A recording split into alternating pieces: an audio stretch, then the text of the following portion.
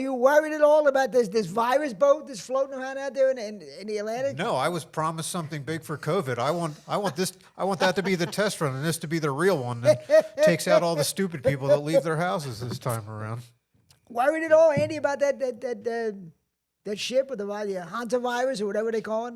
Yeah, doesn't that come from like rodent droppings? That's what they're saying, Ooh. which is the same thing that killed Gene Hackman's wife, the rodent dropping. Yeah. So I don't know, but it's to me they might have to sink that ship. I mean, all those people floating around out there, they just have to sink that thing. No, I think they brought them in, but I was thinking that they're when they were amongst us now. Yeah, they apparently they have this place. Excuse me. In Nebraska, which is crazy, this quarantine center that they've had in Nebraska, maybe people didn't know about it in case there was some kind of outbreak. So they flew some of them, and I was reading some of the people in Nebraska were complaining about it. Yeah, I don't blame have them. it in a state that doesn't yet. I don't think they knew about it. I think the people who lived near it didn't even know about it. It was this government quarantine place for in case there was some kind of epidemic or pandemic, and they had this place. It's like, that's amazing. It's scary that the government plans for that kind of stuff. I didn't even know Nebraska believed in science yet. Well, they probably don't. They had to smuggle it in. Like when Robert Irsay snuck the Colts out of Baltimore with the Mayflower vans, they just sneak the equipment in. Snuck the Colts out and replaced. I don't think I'd want that in No, there. I don't imagine anybody would. I don't imagine Your anybody. neighbors know you do the podcast here? No, believe me. I trust me. I don't tell them that I do comedy. Not that they would believe it. I'm the old weird guy who lives by himself. Remember in Home Alone, the old guy who lived. That's me on my street. I'm the He old was guy. the hero by the end, though. Well, I wouldn't count on that. I definitely wouldn't count on that. But I don't know. Do you think it's going to spread? I'm skeptical. I think we're going to be fine. I don't think anything's going to happen. But I don't know.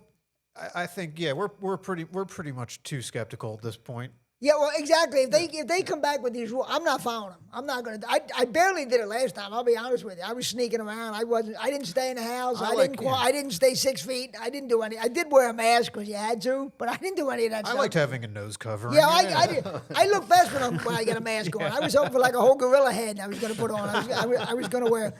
But I didn't wipe down. I never wiped down my groceries or mail like some people were doing. I said that. Yeah, I know people that like with their cardboard products too, like a cardboard container of orange juice. That's going to seep through. I just had this belief that I wasn't going to get sick. I don't know where I got it from, and I didn't. Yeah. So I don't know where I got the belief from. I never got sick. I just noticed that I couldn't smell my chapstick. That was it for me. Other than that, I felt fine. Yeah. I just My had son was one of the first. I mean, before they even sick? came out with this, he got sick. Yeah. And I remember him. He spiked a fever. It lasted a day.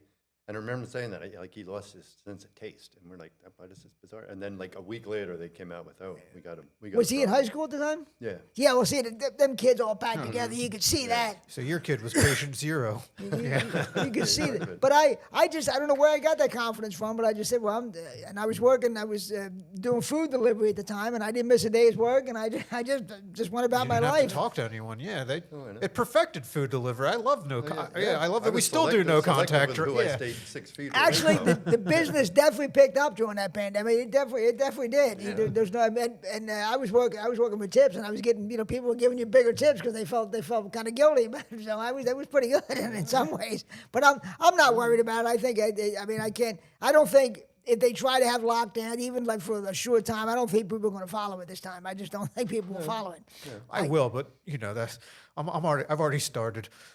Oh yeah, that kind of like I'm not the anti-social stuff, but I believe they'll have a hard time getting people to do it again. I mean, that's the thing with COVID. I mean, if we ever have a real something bad happen, people are going to be so skeptical from the last time they might not believe it and end up dropping dead.